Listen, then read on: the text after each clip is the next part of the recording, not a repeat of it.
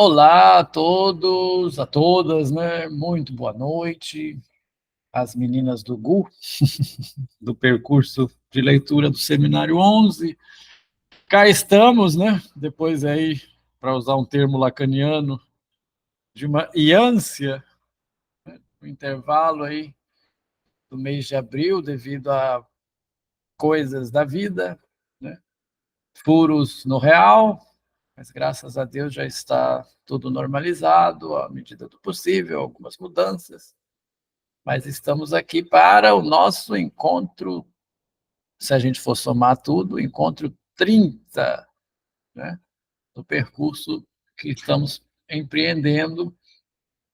Gosto muito da palavra percurso, né, porque ela, principalmente nesse ponto que a gente está da formação, né, como vocês sabem, a formação do analista é um tópico que me prende muito, né, que não se dá num curso, né, como diz o Alexandre, né, o analista não se forma em um curso, mas em um percurso, né? Percurso este que tem vários altos e baixos, né? A formação é uma formação que se dá em si, né? Com suas dores, com seus aprendizados, com a sua queda do narcisismo. Então, eu gosto muito dessa palavra percurso aí nesse ponto, né? E que é o que a gente faz, porque cada seminário, cada sessão de seminário é o seminar alguma coisa, o semear alguma coisa, né?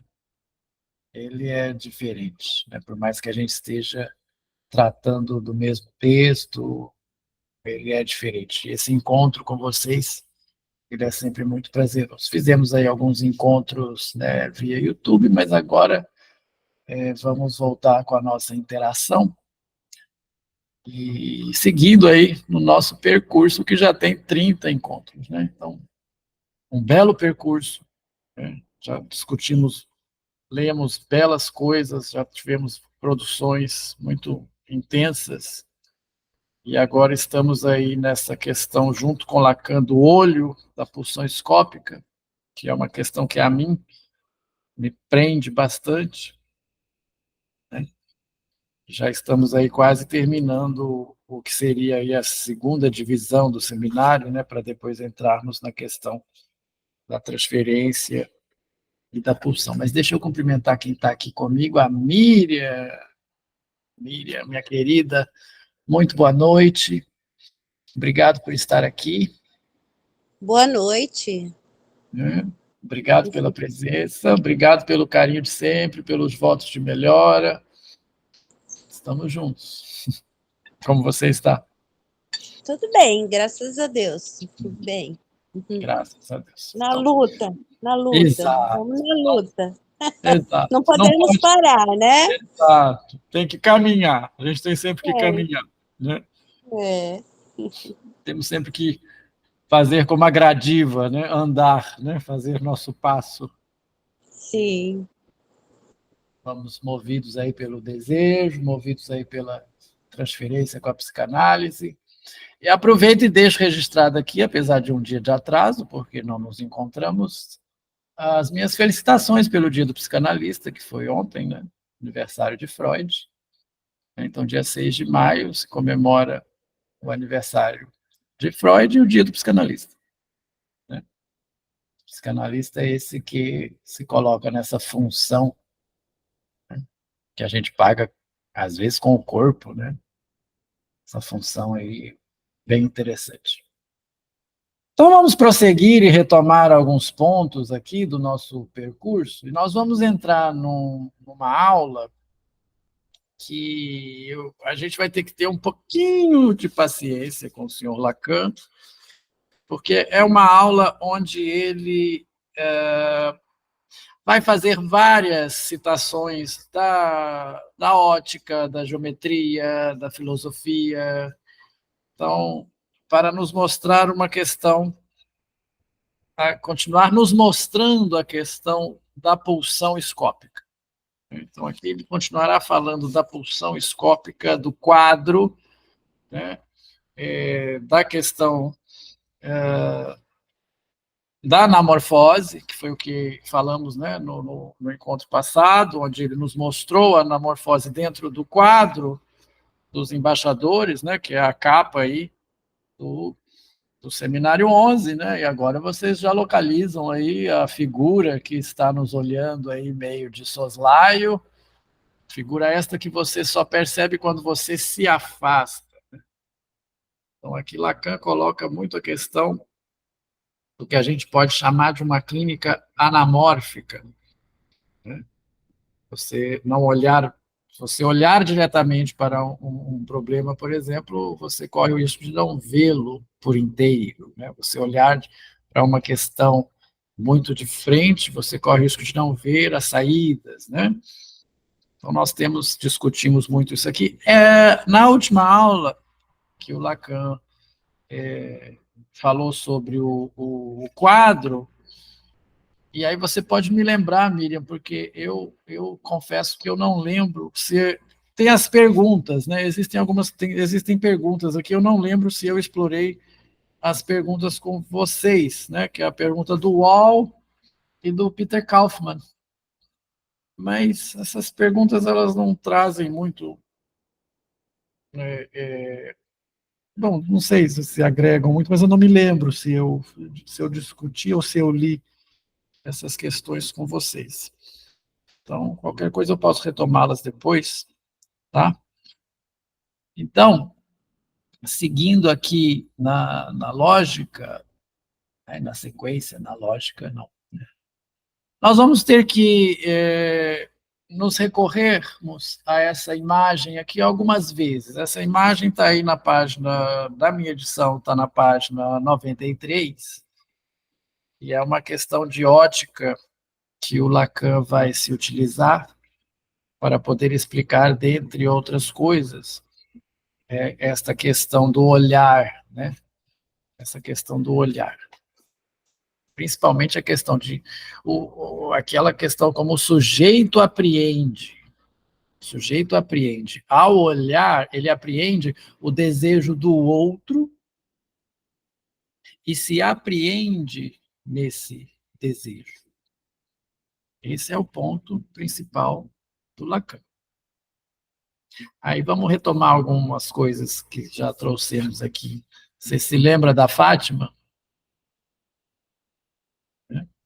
A Fátima dançava, dançava, dançava lá no palco do Municipal. Quando ela se viu observada pelo outro primeiro, ela se intimidou. Então, é esse olhar do outro que censura, vamos dizer assim. É esse olhar do outro que me envergonha, né? Esse olhar do outro que me castra, por que não dizer, né? Mas, ao mesmo tempo, ele me sustenta numa função de desejo. E aí eu volto um pouquinho e faço uma citação só para poder retomar, que está na página 87, onde ele está citando Sartre, né, o Jean-Paul Sartre, o ser e o nada. Então, esse olhar que nadifica o sujeito. E aí ele diz o seguinte: o olhar se vê, precisamente esse olhar de que fala Sartre, esse olhar que me surpreende e me reduz a alguma vergonha, pois que é este o sentimento que ele esboça como o mais acentuado. Esse olhar que encontro, esse olhar que encontro, de modo algum, é um olhar visto. E guardem esta frase, se lembrarem, se gostarem de escrever ou de destacar no texto, guardem isso. Um olhar imaginado por mim no campo do outro. Esse é um ponto essencial. Esse olhar imaginado por mim no campo do outro. Mas embaixo ele diz, o olhar de que se trata é mesmo presença de outrem como tal.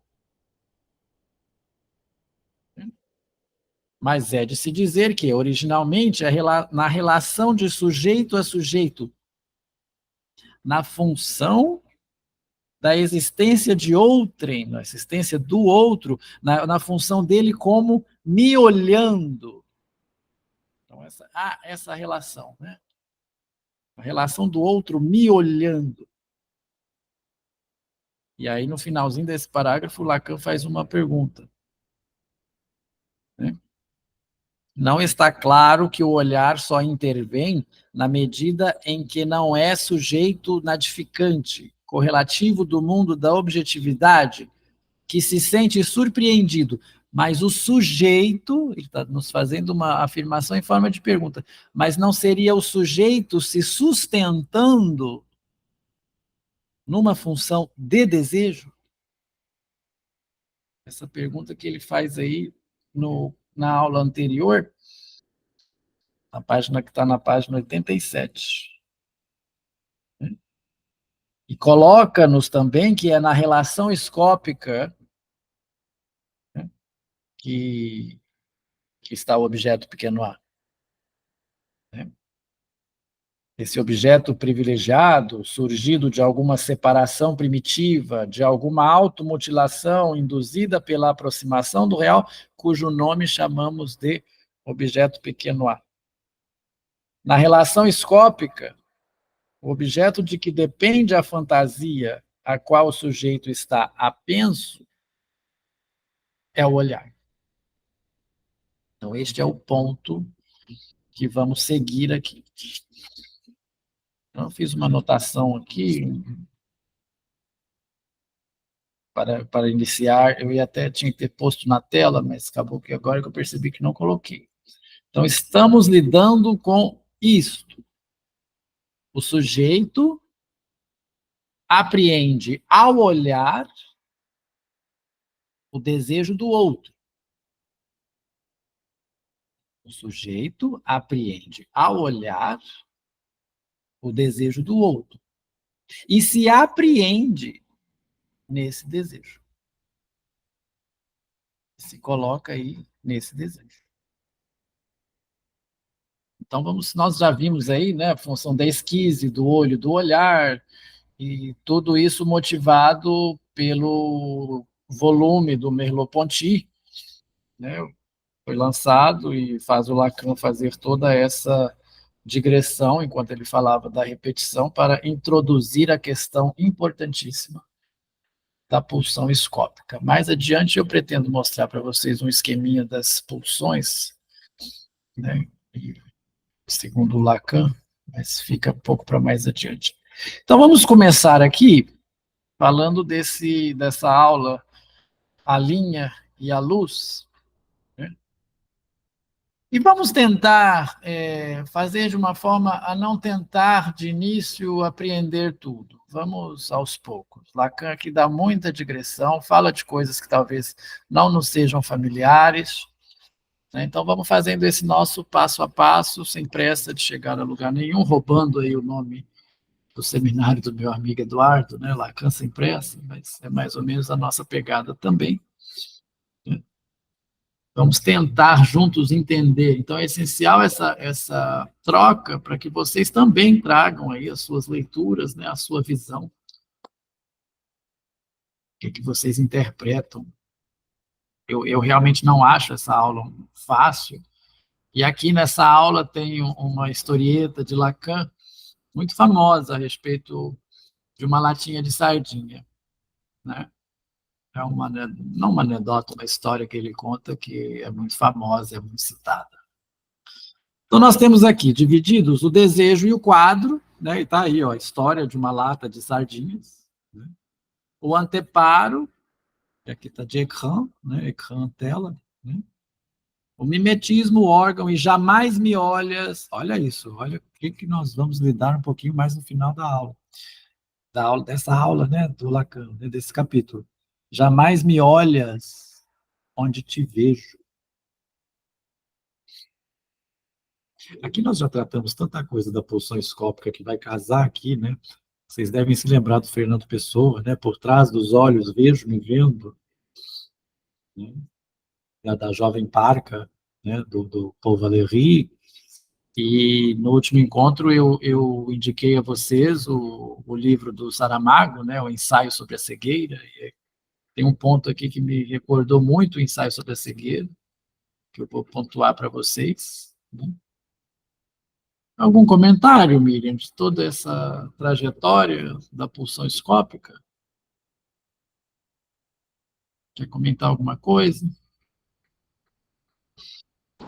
Não, não. Muito bem. Então vamos seguir. Vamos pegar a linha e a luz e vamos embora. Vamos embora. Muito bem.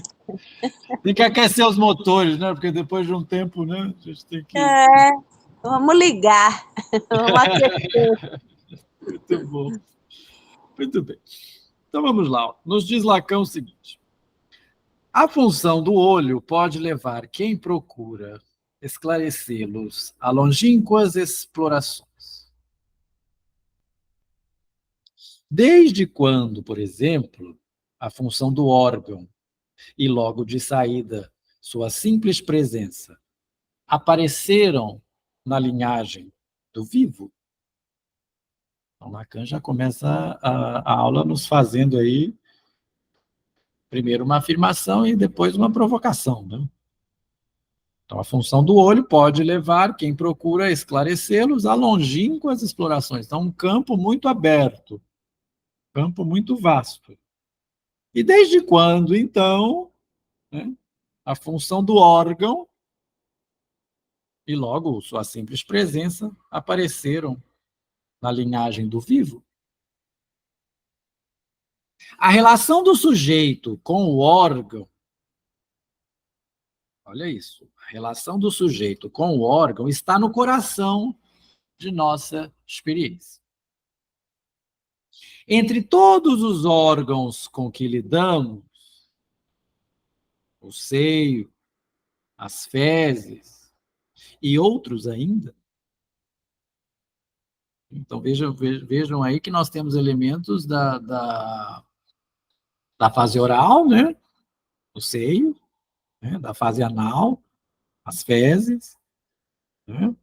A pulsão oral, a pulsão anal, e outros ainda, né? Como sabemos, né? A fase genital, por exemplo. Há o olho. Nós vamos colocar o olho aí, tá? Na qualidade, não sei se poderia chamar de qualidade, mas na posição de uma zona erógena. O seio, uma zona erógena, né? A boca, o ânus, então, e outros ainda, outras zonas erógenas, há o olho.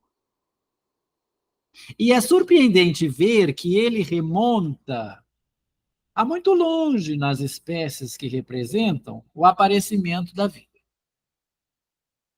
Sem dúvida, inocentemente vocês consomem ostras, sem saberem que, nesse nível do reino animal, já o olho apareceu.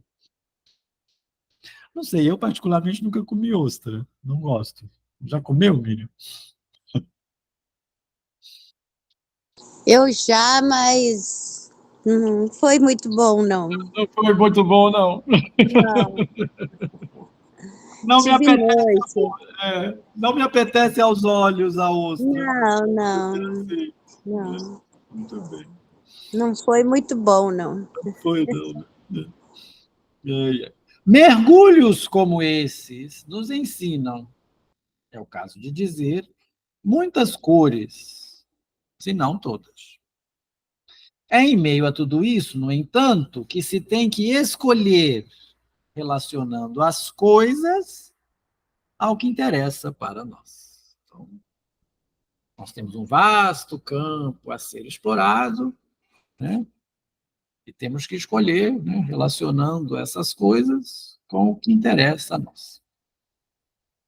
Da última vez, penso ter acentuado as coisas o bastante para permitir a vocês sacar a importância desse pequeno esquema triangular, muito simples, que reproduzi no alto do quadro. Vamos dar uma olhadinha aqui. Aqui está em francês, porque eu tirei a imagem do original, da Staferlat, mas na página anterior aí vocês têm em português. Então, aqui é objeto, aqui nós temos o objeto, né? Nós temos a imagem, o campo, né? E aqui o que ele vai chamar de ponto geometral, né? Do outro triângulo, mais adiante ele vai nos mostrar como esses dois triângulos vão se entrelaçar. Então, nós temos tableau, que aí seria o quadro, né? O anteparo, a tela, écran, está aqui como écran, e o point lumineux, que é o ponto luminoso. Lacan estava falando sobre isso, e eu apresentei a vocês algumas coisas que ele cita. Eu vejo se eu consigo voltar aqui. Nós vimos aqui, ó, a portinhola de Dürer, né? Que aí vocês podem lembrar aqui da aula passada, tá vendo? A maneira do olhar, entendeu? Como que está na tela, como que o artista apreende o objeto com o olho, né? E citou isso aí, eu trouxe essa ilustração para vocês. E aí depois nós vimos a questão do quadro. Nós temos aqui duas pessoas totalmente ornamentadas, né? E paramentadas de uma forma, por que não dizer, pomposa, e atrás nós temos objetos, né, que seriam os objetos das 7 artes liberais, né, que seria o trivium e o quatrivium, né, o trivium sendo aí a gramática, a retórica e a dialética, seriam as 3 artes, e as artes do quadrivium, que seriam a aritmética, a geometria, a astronomia e a música, e elas formariam aí as 4 ciências. Vocês podem perceber que há objetos que representam todas essas artes aqui. E no meio disso tudo, há esta figura que você só vai perceber o que é se você olhar para ela anamorficamente. Então, aqui nós temos a anamorfose famosa do quadro Os Embaixadores, de Hans Holbein. Vamos citar isso e vamos ver outras características adiante. Então, é esse o esquema da portinhola de Dürer que está aqui. Objeto, imagem, ponto geometral. E depois nós temos quadro, tela e ponto luminoso. Então, nos preocupemos em absorver tudo isso de primeira. Então, vamos lá. Ó. Ele está aí, este esquema, para lembrar a vocês em termos a ótica utilizada na montagem operatória que testemunha o uso invertido da perspectiva, que veio dominar a técnica da pintura, nominalmente entre os séculos XV, de seu final, XVI e XVII. Lacan, muito conhecedor de arte, está só nos informando aí a técnica utilizada aí, principalmente no quadro que ele cita, né? Mas por outros artistas da época também. A anamorfose nos mostra que não se trata na pintura de uma reprodução realista das coisas do espaço, expressão sobre a qual há, aliás, muitas reservas a fazer. A anamorfose nos mostra que não se trata de uma reprodução realista das coisas do espaço. O pequeno esquema permite notar também que uma certa ótica deixa escapar o de que se trata na visão. Essa ótica está aí, ao alcance dos cegos. Fiz referência para vocês à carta de Diderot. E aqui eu trouxe novamente do que se trata a carta sobre os cegos para uso daqueles que veem, de Diderot, que é um estudo onde ele vai discutir a maneira pela qual um cego começa a enxergar depois de fazer uma operação de cataratas. A investigação sobre o modo que o cego reconhecerá os objetos e a importância dos sentidos como fonte de conhecimento. As experiências sensoriais. E aí me traz em mente o ensaio sobre a cegueira. O ensaio sobre a cegueira, ele tem muito isso. Na história do ensaio sobre a cegueira, há uma epidemia de uma cegueira branca, onde todas as pessoas elas ficam cegas, com exceção de uma mulher. E as pessoas começam a agir de maneira, vamos dizer, instintual mesmo, né? Começam a se mostrar, né? Vai o lado animalesco da personagem. Há muita coisa para ser discutido no ensaio sobre a cegueira, né? Mas elas precisam aprender, reaprender, então, a perceber o mundo à volta de vocês. À volta deles, né? Perceber o mundo em volta. E uma das coisas é o tato. Tem uma cena onde eles vão tateando, e a famosa cena que eles vão andando lá, no antigo, acho que é no Minhocão, lá de São Paulo. E é um pouco isso. Assistam o ensaio sobre a cegueira, de preferência leiam um livro do Saramago. Não é um livro fácil de ler, porque ele é escrito... O Saramago não escrevia diálogos, né? Ele escrevia o texto dele de maneira direta. Mas vale muito a pena. O que o ser humano pode... em que o ser humano pode se transformar em situações, né, extremas, né, e de vida ou morte, vamos dizer assim. Na época da pandemia, eu também me lembrei muito desse filme, desse livro. Acho que tem uma distopia muito interessante, porém é muito atual. E assistam ao filme também do Fernando Meirelles. O Saramago ele não gostava de adaptações de suas peças, mas assistiu em vida, junto com o Fernando Meirelles, se emocionou, e tem um vídeo dele falando isso na internet, que ele aprovava. Mas por que eu estou citando isso? Porque esse próximo parágrafo vai falar desse espaço, né?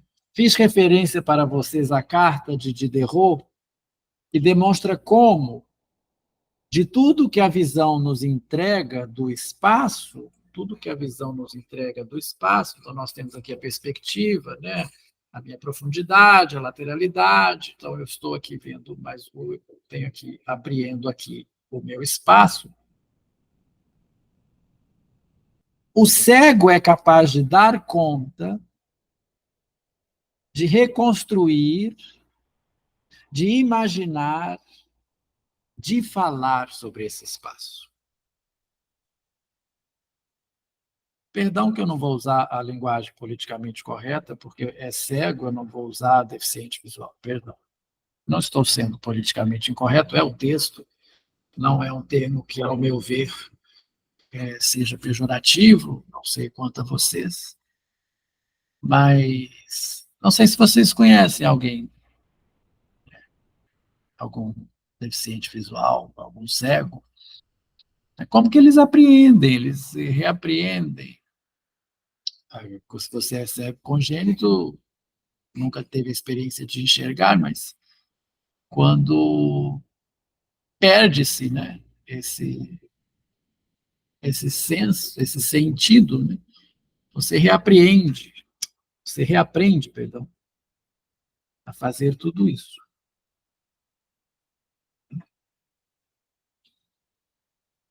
Então, sem dúvida, sobre essa possibilidade, Diderot terá construído um equívoco permanente, com subentendidos metafísicos.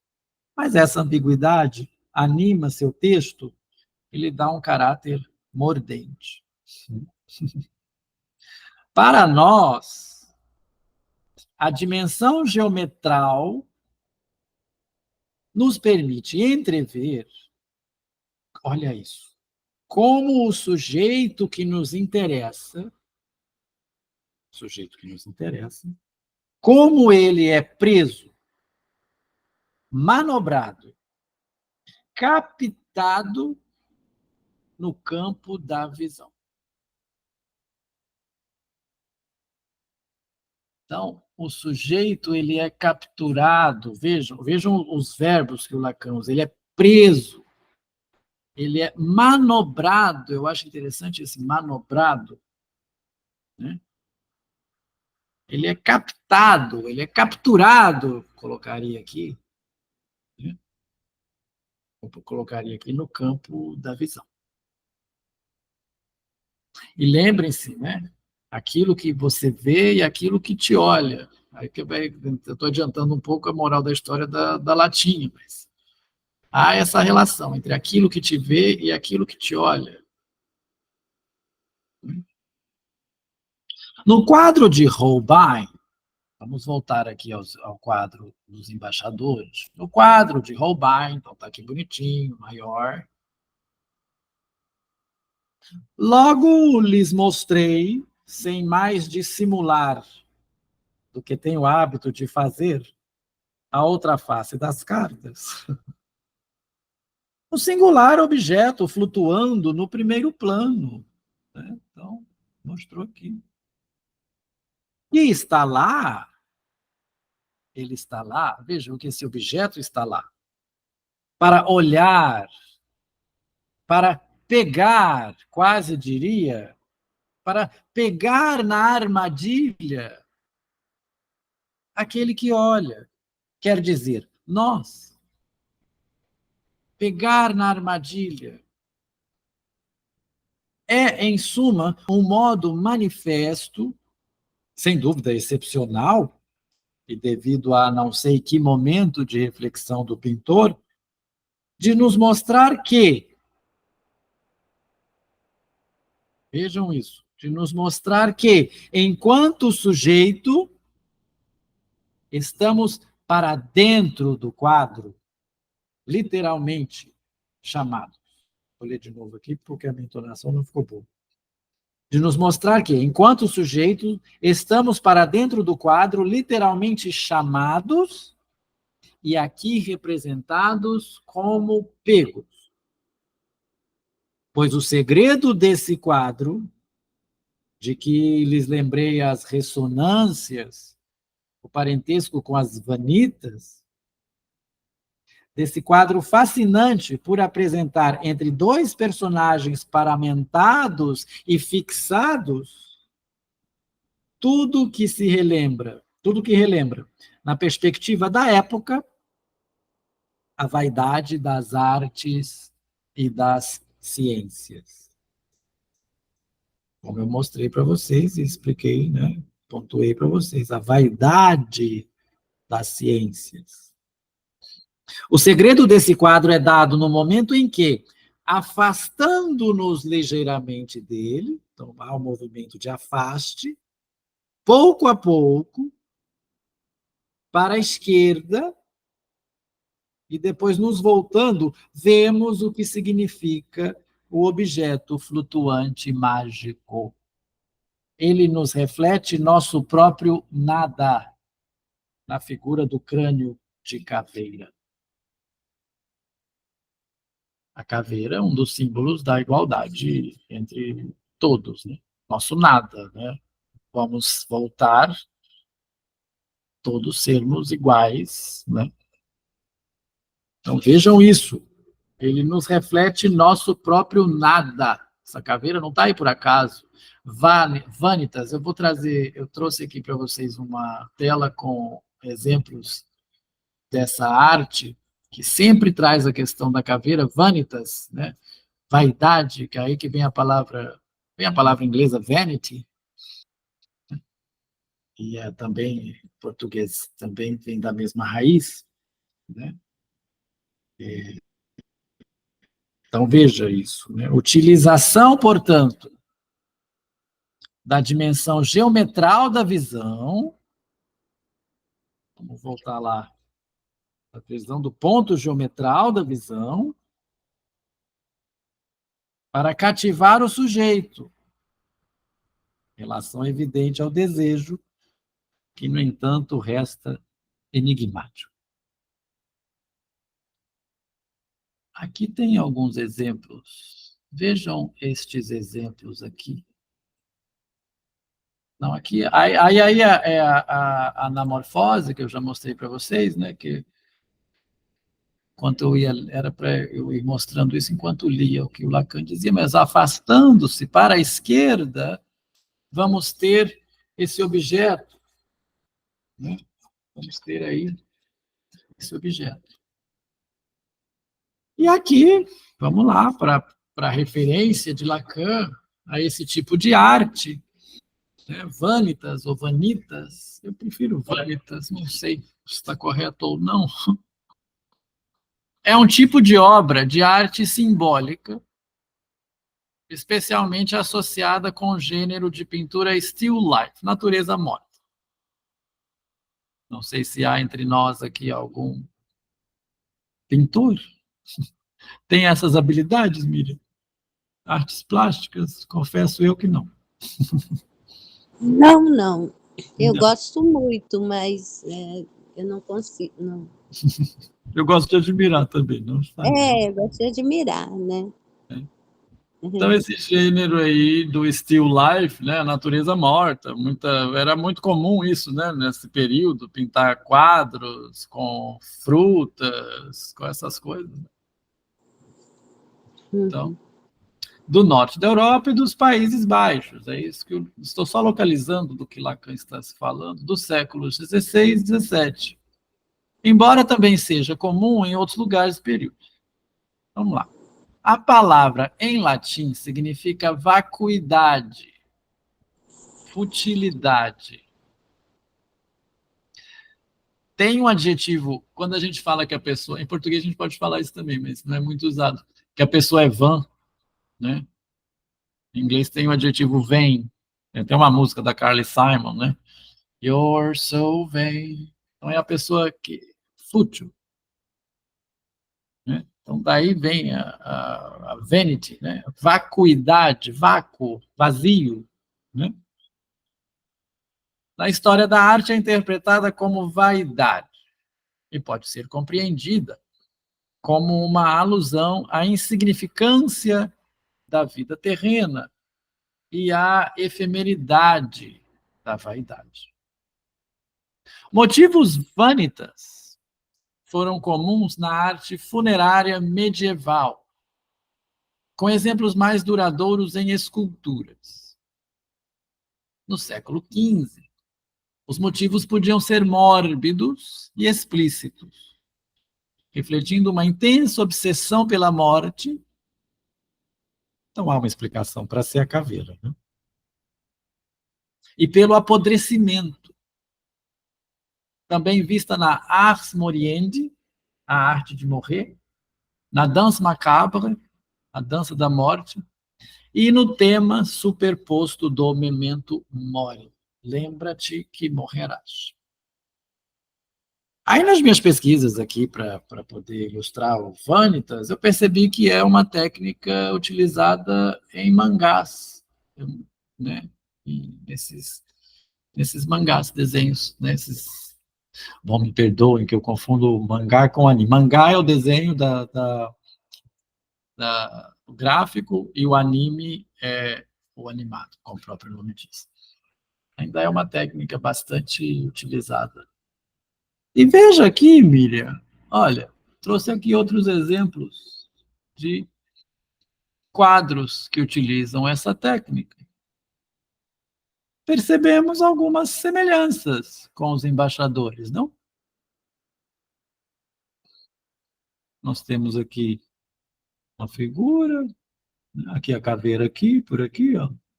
Sempre lembrando essa questão da morte, ó.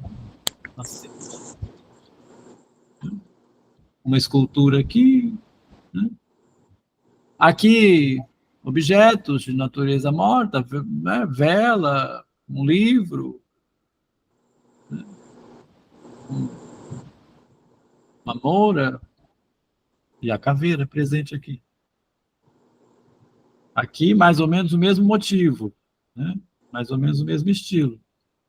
A flauta, o livro e a caveira presente. Então, é só para, como o Lacan trouxe aqui, que tem o parentesco com as vânitas, eu achei interessante explorar um pouco isso aí, para que possamos melhor entender, né, até a própria pintura e o que ele está querendo nos mostrar aqui. Aqui, natureza, flores, né? Flores são muito presentes nesses quadros de natureza morta, né? Flores, frutas. Percebam que livros também, né? Aí é esse nome do conhecimento, né?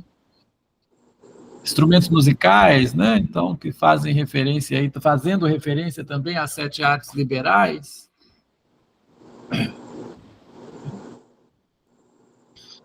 Muito bem. E aí entramos no que foi colocado aqui por Jacques Miller como item 1. Né? Isso foi somente a introdução de Lacan, né? E aí ele diz... não, perdão, faltou um último parágrafo. Mas qual é ele? Então vamos falar agora do desejo. Vamos voltar agora a falar do desejo. Ele disse, retomando aí o parágrafo anterior, utilização, portanto, da dimensão geometral da visão para cativar o sujeito, relação evidente ao desejo, que, no entanto, resta enigmático. Mas qual é ele? O desejo que se pega. Qual é ele? O desejo que se fixa no quadro? Mas que também o motiva a impulsionar o artista a pôr algo. E o que na obra? Esse é o caminho em que vamos tentar avançar hoje. Você veio, só deu uma introdução e já falou tanto, né? Já falou tanto. Bom, temos como prosseguir, Miriam? Você me falou a respeito do seu tempo. Eu vou ter que sair. Agora às 8h30? É. Não? Tudo bem. Eu deixo aqui registrado na gravação. Vamos deixar, então, para a próxima terça, para a gente pegar o item 1? Pode ser. Eu acho importante ter, né, fazer essa interação, né? Então, para a retomada aí dos trabalhos, acho que a gente já deu o que pensar, deu o que produzir aí no intervalo das nossas sessões, né? Então, vamos marcar para terça-feira, eu vou deixar lá no grupo, aí a gente já faz a reposição de uma das aulas de abril e continuemos aí com Lacan e as suas digressões sobre a arte, a visão, a linha e a luz. Tá bom? Tá ótimo. Muitíssimo obrigado, querida, pelo carinho novamente, pela presença. A todo mundo, então, até a semana que vem. Até semana que vem. Tchau, tchau. Tchau.